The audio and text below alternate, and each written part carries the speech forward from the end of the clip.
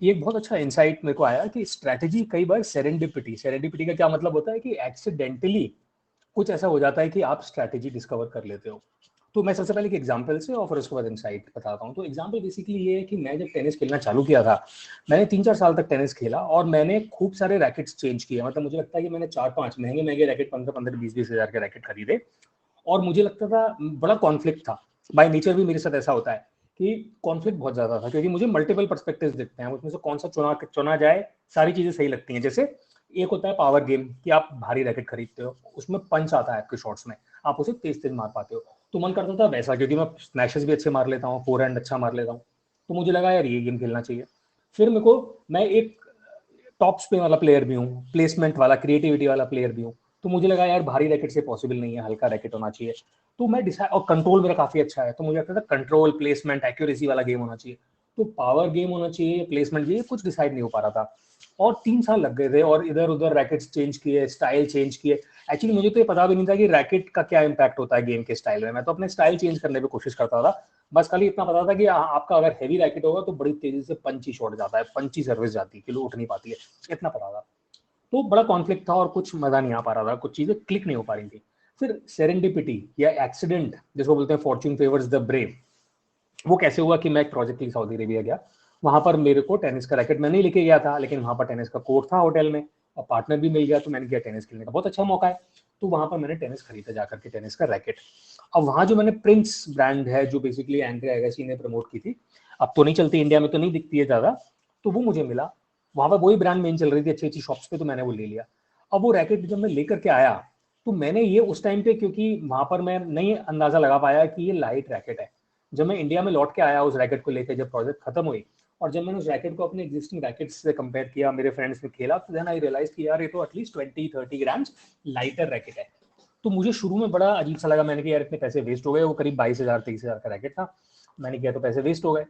लेकिन फिर क्या हुआ कि पता नहीं कि मुझे वो रैकेट अच्छा लगा, तो मैं उसको, और ये कि खराब ना पड़ा रहे, खाली ना पड़ा रहे, तो मैं उसको 1-2 दिन कभी कभी ले जाता था, लेकिन मैं सेटिस्फाइड नहीं था। लेकिन अचानक से एक दिन टेबल टेनिस खेल रहे थे हम, तो मेरे एक बंदे ने बोला, मेरे फ्रेंड ने, कि तेरे रिफ्लेक्सेस बहुत अच्छे हैं, स्टेट लेवल प्लेयर के बराबर है तेरे रिफ्लेक्सेस। धीरे धीरे करते करते with in over the next 3 months, उस एक इंसाइट से और मेरे हल्के रैकेट से मेरी पूरी स्ट्रैटेजी चेंज हो गई, जिसको मैं बोलता हूँ strategy is often discovered by serendipity.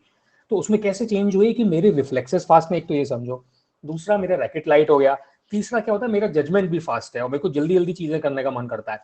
तो उसमें क्या होता था कि जैसे मैं सर्विस करता था, मैं सर्विस करते ही नेट पे आगे भागता हूँ, जिसको हम बोलते हैं सर्व एंड वॉली गेम। तो मैं अटैक करता हूँ ताकि सामने वाले प्लेयर को कम से कम रिएक्शन टाइम मिले। तो अब पहले क्या होता था, हैवी रैकेट होने की वजह से अगर उसने रिस्पॉन्ड कर दिया, उसने अगर शॉट मार दिया तो पलट के, तो मैं अच्छा शॉट नहीं मार पाता था।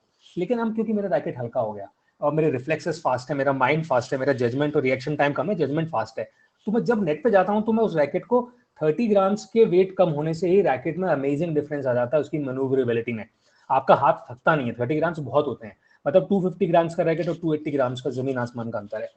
तो धीरे धीरे मैंने देखा कि मैं कितना अच्छे पॉइंट्स ले पा रहा हूँ, और सामने वाले प्लेयर्स नहीं कर पाते थे। नेट पे मैं जितना अच्छा खेलता था, अनबीटेबल गेम, क्योंकि मैं इतनी फास्ट रिएक्ट कर सकता हूँ with that kind of racket, अलग अलग एंगल्स, अलग अलग पोस्चर्स, अलग अलग स्टैंसेस बना सकता हूँ जो बाकी बंदे नहीं बना पा रहे। क्यों? क्योंकि वो लिमिटेड है कि उनका रैकेट हैवी है, उनका गेम बेस लाइन वाला गेम है, मेरा सर्व एंड वॉली वाला गेम हो गया। तो अब मैं इस एग्जांपल से जो इंसाइट बताना चाहता हूँ कि स्ट्रैटेजी कई बार जो बनती है वो डेलिबरेटली जरूरी नहीं है कि बन जाए। हालांकि कंसल्टेंट्स डेलिबरेटली बनाते हैं, कंपनी वाले भी बनाते होंगे, बट कई बार स्ट्रैटेजी इमरजेंटली या फिर सेरेंडिपिटी से बनती है। यानी कि आपने क्या करना है इसमें, ये तो मेरे साथ, मैं लकी हूं कि एक्सीडेंट हो गया कि मुझे रैकेट सस्ता मिल गया। अगर मुझे रैकेट को सस्ता नहीं मिल, सस्ता मतलब सॉरी, हल्का नहीं मिला होता प्रिंस वाला रैकेट, तो पता नहीं मुझे, मैं अभी तक भटक रहा होता, क्या पता। तो इसमें पॉइंट क्या है, जिसको हम बोलते हैं फॉर्च्यून फेवर्स द ब्रेव, या पता नहीं इसको अच्छा कोटेशन कुछ होता होगा, कि आपने तो अपनी आंख ना कान खुले रखने हैं, और आपके साथ जो जो चीजें होती जा रही हैं आपको उनको जोड़ते रहना है, उनको प्रोसेस करते रहना है, सेंस मेकिंग करते रहना है।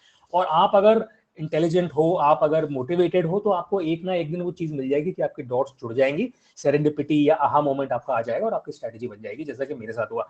तो इस केस में शायद मैं कॉन्शियसली उस स्ट्रैटेजी को क्लोज नहीं या फ्रीज नहीं कर सकता था, मेरे साथ ऐसा हो गया। और तब जो मेरे दोस्त ने बोला रिफ्लेक्सेस भी तेरे फास्ट है, मैंने देखा मेरा हैंड कोऑर्डिनेशन बहुत अच्छा है, तो मैंने सारी जोड़ करके मेरी सारी चीजें बन गई और मैंने स्ट्रैटेजी बना पाई। तो ये बहुत अमेजिंग इंसाइट लगती है कि strategy is often discovered by serendipity.